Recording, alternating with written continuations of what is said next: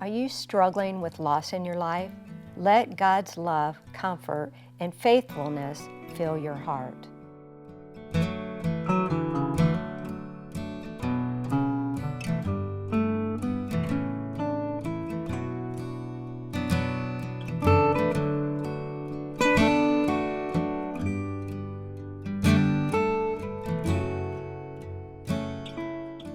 You know her as Nadine on Larry's Country Diner, and she loves to make her friends laugh. But her powerful story of faith has something for everyone. Losing her father at an early age, losing a child, surviving breast cancer, and losing her husband of 48 years to COVID in 2021, Mona sees God's love, comfort, and faithfulness over it all. This is her story. This is today's Nashville. This is faith. Mona, I have been wanting you on my show for a long time. Thank you. Welcome to today's Nashville. Thank you. I'm so excited to be here. It's nice. Well, I'm going to start right off. Okay. Tell me about Nadine and how that all happened. Okay. I come from a small town, so little country town, Lewisburg, not far from Franklin, where we live. And I was going to New Hope Community Church on Wilson Pike, and Larry Black, who was in charge of the diner, he was there, and he was good friends of ours, and we did a Valentine's banquet every year. And it ended up being more of a variety show.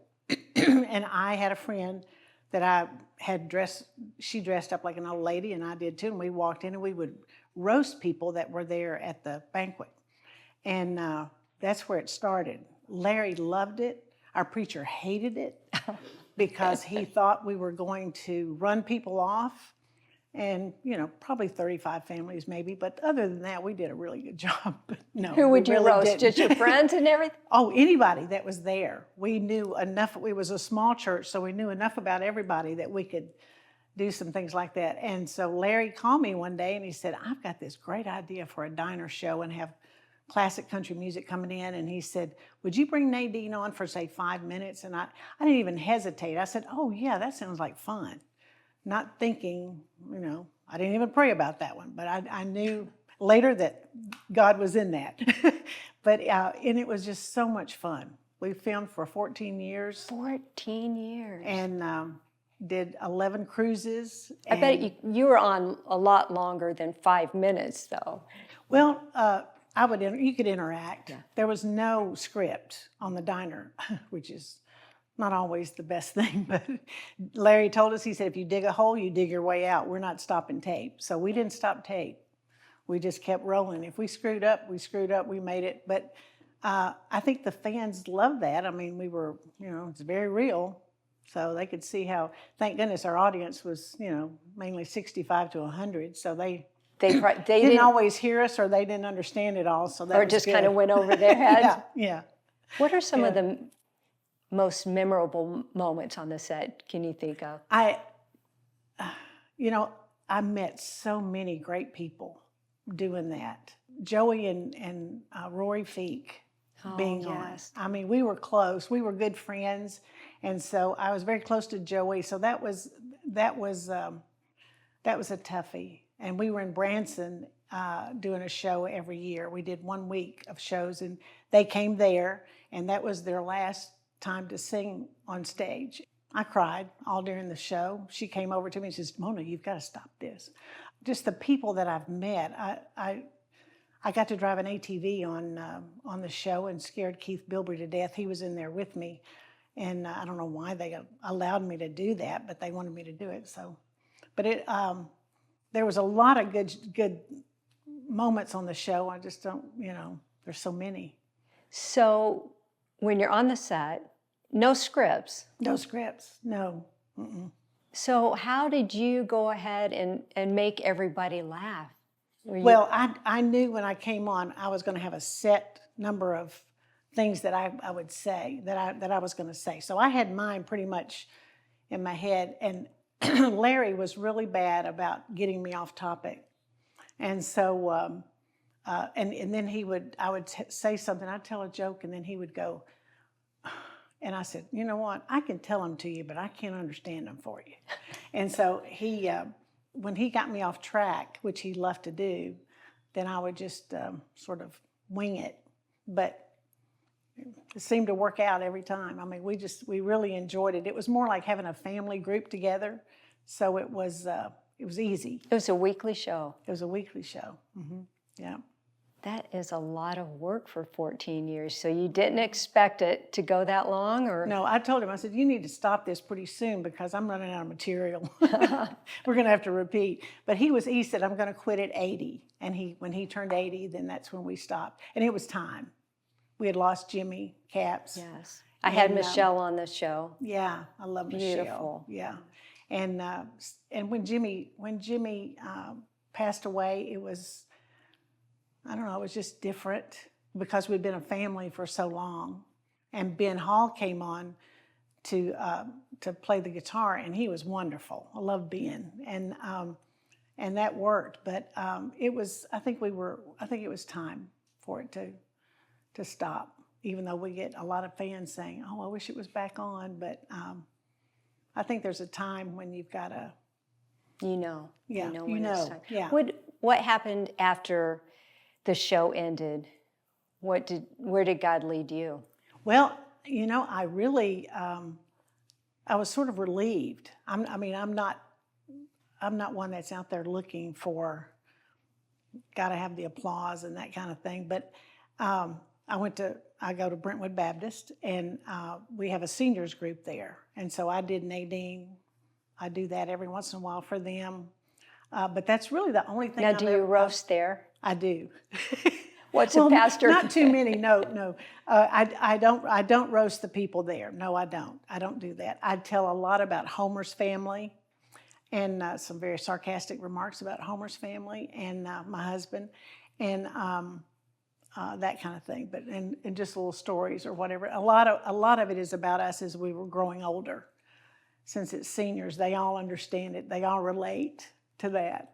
Well, does comedy come natural to you? My brother had a great, in fact, he did some acting on TV and whatever. Not so much parents. They were pretty strict on us, but but we enjoyed that. We enjoyed laughter. We didn't have a TV, so we were doing our best to find something to do. So that's what we did. We'd tell jokes and laugh and listen to music and that kind of thing.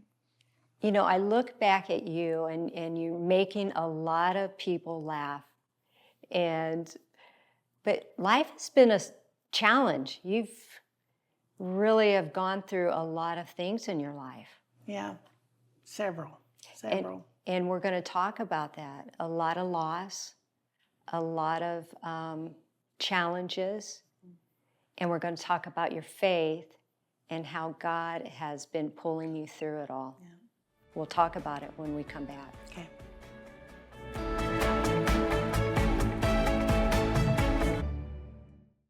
Mona, you have made the world laugh through your character, Nadine. But you have faced a lot of challenges. God has taken you through a lot of struggles. Tell me about your faith, and let's talk about some of those journeys you've gone through. I was raised a preacher's kid. And my dad passed away when I was 12. But my mom was a saint. I mean, she was a prayer warrior, which really helped me and taught me a lot. How did that death affect you? Well, back then, it was in '64. All of that generation was not good at talking to you about things.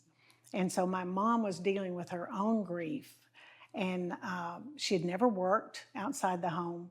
And so that was, it was a real challenge because my other two brothers had left. One was in the service, one was in college, and I was at home with Mom alone. And I think one of the biggest fears that I had was that something was going to happen to her. And I never spoke that to her until later. But you're just concerned about, I thought, oh, I'm going to be an orphan. But God's always been there. He's always. Were you a believer at that time? Oh or- yes, I had been saved when I was in the 4th grade, and we read the Bible. I mean, my mom was one of those. We read the Bible every night before we went to bed. We prayed for everybody before we went to bed as a group in the home. So they were very strict, and it was probably the church we went to. But I think now I can look back on it, and I so appreciate and value that time that they really instilled that into us. I think my biggest thing was a fear of, I didn't have a healthy attitude about God. I felt like he was on this throne with a whip, and every time I did something, he was going to, I rein think a me lot in. of people have that, don't you?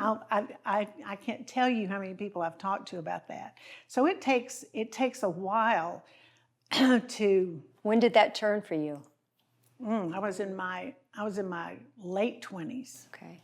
And I think that's when we began to understand the love of God and the grace of God and the mercy of God. I'd laugh about this, but I was in the 1st grade. They brought us all into a auditorium to watch Oh Yeller.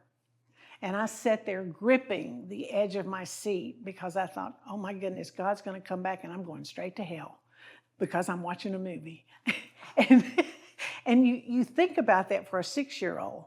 I mean, but God has been so good to me. He has, he's worked miracles in my life. He's worked, I've known that he's been there all along. But late 20s was probably when I began to really understand the love of God. So you're a teenager, you go on to school. What happened during those years? Oh, I was a silent, rebellious teenager. We couldn't wear pants. We couldn't wear slacks.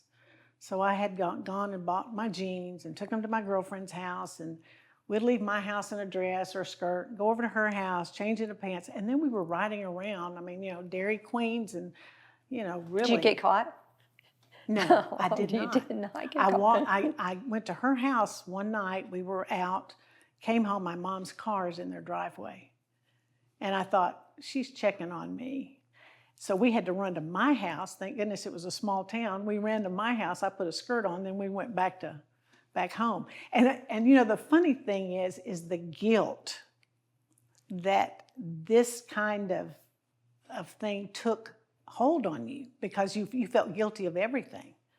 And I looked, but my mom was 84 years old, living with me, going to dialysis one day. I was taking her to dialysis, and she said, Mona, I want to apologize to you. And I said, well, for what?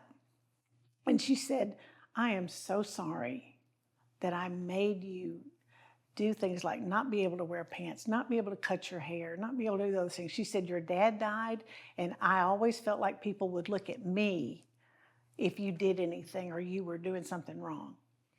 And I just so appreciated That's precious. that she would do that. Of course, she was sitting over there in her slacks and her hair all short and curled up, so she had to say it sometime. But no, but I really did. I really thought, wow, for an 83-year-old to apologize for that is something, and I cherished that. Well, she probably started finding out too about the love and the grace of Jesus. So you're in your 20s, you get out of school, then what happens? I met a guy, blind date. We married about a year later, and it was a horrible mistake. I was so naive. Coming out of, I had not been around anyone that had been on drugs. I had never been around anybody that drank a lot. I didn't know anything about that. Found out that this guy was on, he had had an illness, a stomach illness, and had gotten on opiates, and he was taking prescription drugs. I was married to him for 3 years, and I pretty much babysat that whole time. He overdosed 3 days into our honeymoon, and they pumped his stomach, and everything was good. But I knew, early on, I knew it was a mistake. You know what I call those? It was Just A really bad date. It was a great learning really moment, too. Bad, long That was date. a long, bad date. Yes, it was. Yes, it was. And my mom had warned me, but I knew so much more than my mom did, you know. So I did it. But anyway, after that, I was living in Memphis, and I was at a little church that had started going to, and it was small. A few months later, I met this guy that was 33. I was 23, and he had a 4-year-old, and a 10-year-old. And someone introduced us, and I just knew. 3 or 4 months, I knew this was the one. Were you ready to take on parenthood? You know, I had the attitude that if I love him, I'm going to love his kids. And I didn't see any issue with that, which was good. We were 6 months. We dated 6 months, and then we married. We were married 48 years. 48, and we're going to talk about that. We're going to talk about your marriage, the loss of your husband, breast cancer, and another challenge that you face. So we're going to talk about that when we come back.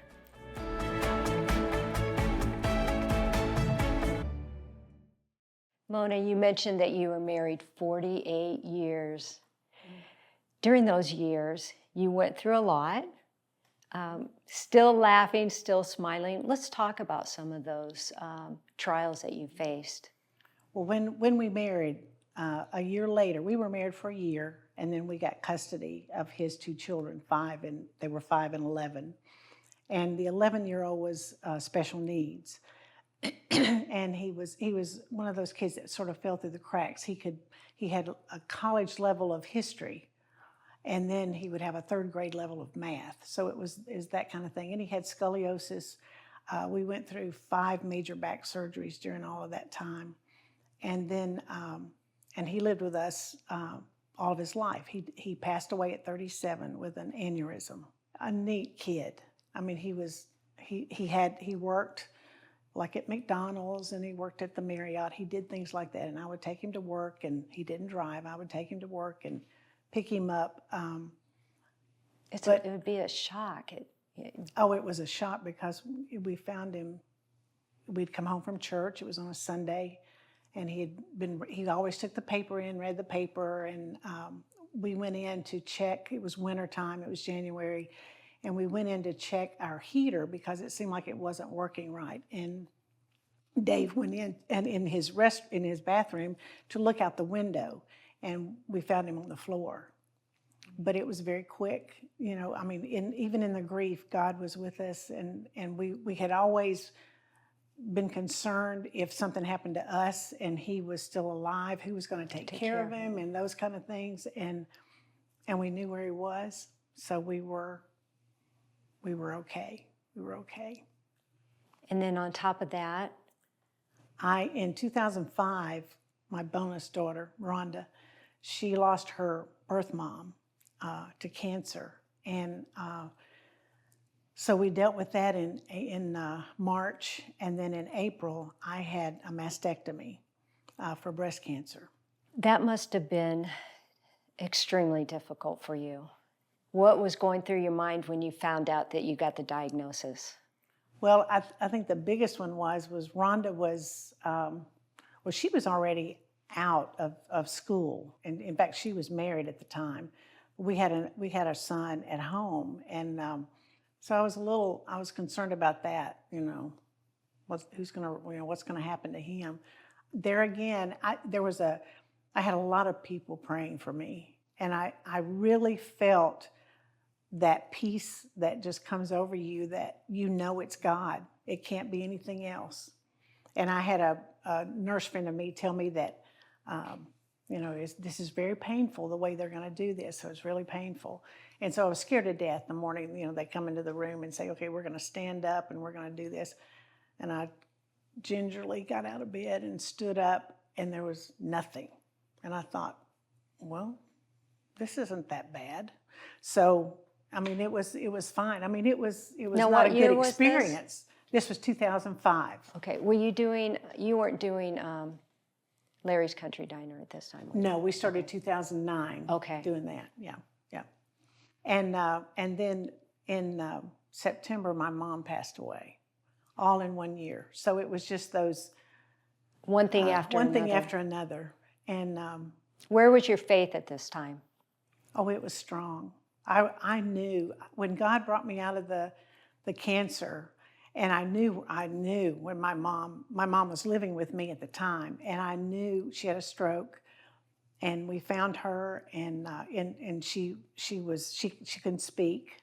I wondered why she wasn't up, and so we went and checked on her, and got an ambulance. They took her to the hospital, talked to the doctor, and he said, "Mona, it's really bad." And I knew that my mom would not want to go to a nursing home. I knew she wouldn't want to go through all of that. And she had told me specifically what she wanted. And so we let it go, which it's so hard for a child to make that decision because then you still have guilt. You know, you still have that.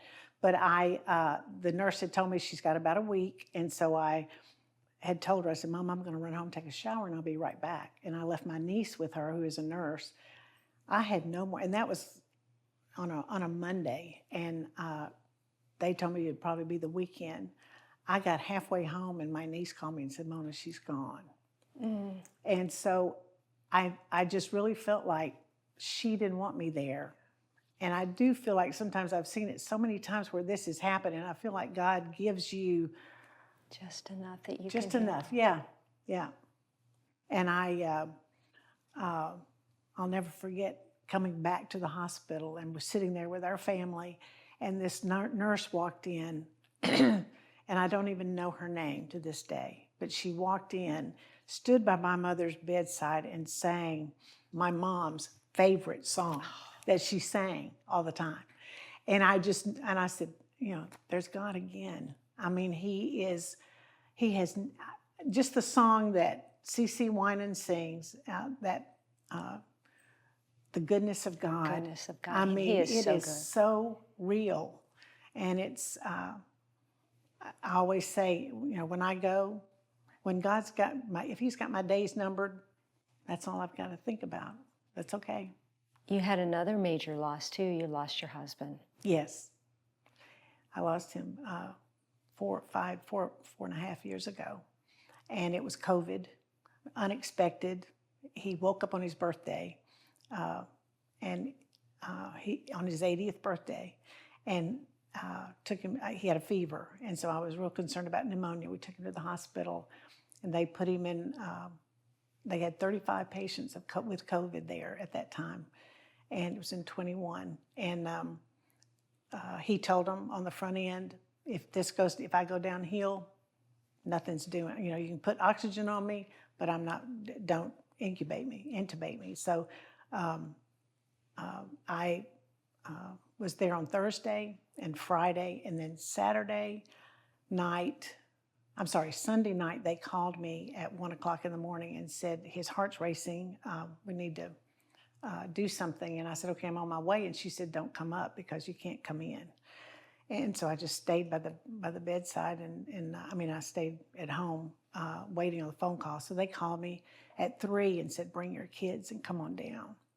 Mm. And so I called Matt and Rhonda, and they came and met me there at 3. And it was just, he passed away about 7 o'clock that morning. You have been through so much, but we only have a minute left. And I want you to share. God is such a God, and He restores. Yes, He does. He does. He has brought someone beautiful in your life. He sure has. He sure has. And I was not expecting this, but and it's Ken was in my Sunday school class for 17 or 18 years. He and his wife, and I loved his wife. She was just precious, and she died with pancreatic cancer. And so he had asked me one time if we would meet for breakfast just so that we could talk about how I got through Thanksgiving and Christmas. And so we met. It was, and here you it was are. a year. Here you are married. And here we are, yeah. Mona. It's so easy. I mean, God has blessed me with 2 wonderful men, really. He is, and his children are just phenomenal. And you keep smiling. You keep sharing His faith. You keep making people laugh. The Lord is good. Mona, thank He you is good. so much for sharing your story with me. Thank you. My friend, are you facing many, many struggles in your life? Like Mona said, hang on to Jesus. He won't give you more than you can handle. He's right there. This is today's Nashville. This is faith.